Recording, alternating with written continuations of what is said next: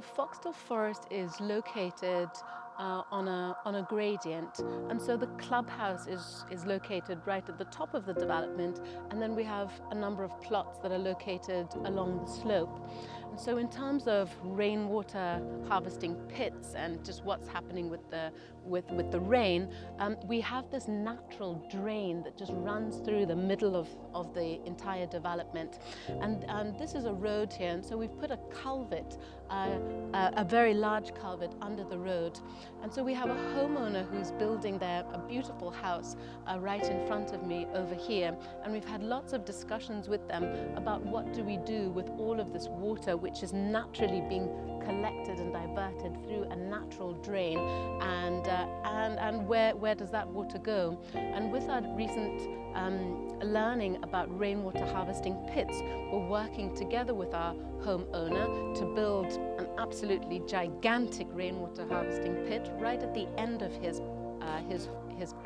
plot, where we will then direct all of this runoff water which is collected from a large area of the development, and it will go right into that pit, and it will seep and be stored and be returned back to the underground, which is where we really need the water.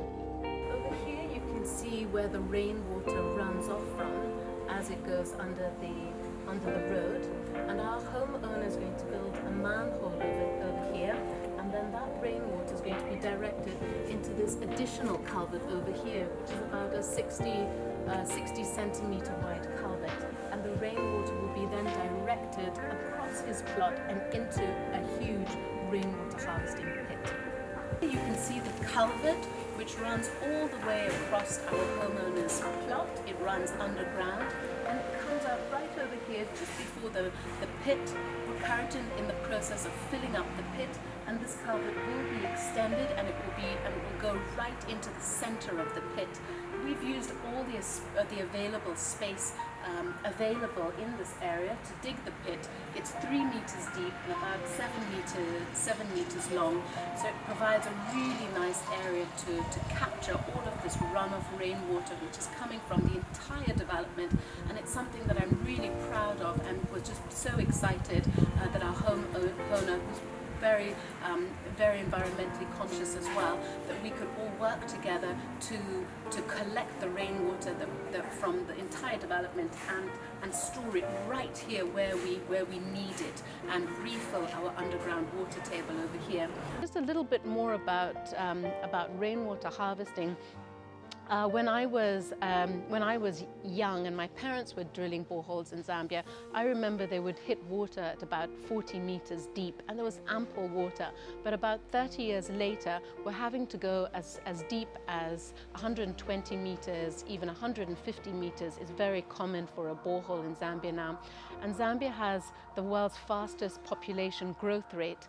And so I can foresee that in the next 20 or 30 years' time, we will be drilling water even deeper than we have to drill it.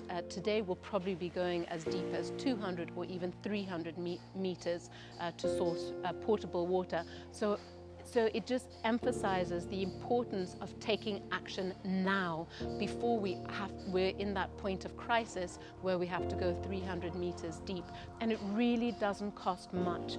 It's a pit like this, or if you can also do smaller pits. We recommend for a small residential rainwater harvesting pit, go 3 meters wide on both sides, and go about 3 meters deep. Layer it with stones, or layer it with your crushed stone and sand, put a downpipe inside here. Inside it here we're directing a huge culvert into that rainwater harvesting pit, and return water to where we need it most, which is our underground water table. We're at the clubhouse at Foxtel Forest, and we're collecting rainwater into a rainwater harvesting pit using the roof. The roof of this clubhouse is just over 600 square meters, and we're collecting it using a gutter. The gutter is 300 millimeters wide, or equivalent to 30 centimeters wide. It runs all along the eastern side of our clubhouse, and we direct that into a rainwater harvesting pit. So from the gutter, the water is then fed into a downpipe, which this downpipe then runs underground and feeds into the rainwater harvesting pit. This downpipe is 110 millimeters and readily available from any hardware store. You can also go with a larger downpipe, which is 160 millimeters in diameter. We've painted both the downpipe and the gutter black just to match the aesthetics of our clubhouse area, and that's really easy to do. I'm walking directly above the downpipe that we just saw, and this downpipe then continues for about 50 meters down a slope into a very large rainwater harvesting pit. We located it that distance away from our clubhouse because we have two subsequent buildings up after our clubhouse, which is our horse stables and then a school with an apartment on top. And we wanted to be able to also direct the rainwater from the horse stables and also from the school and the apartment into that same pit.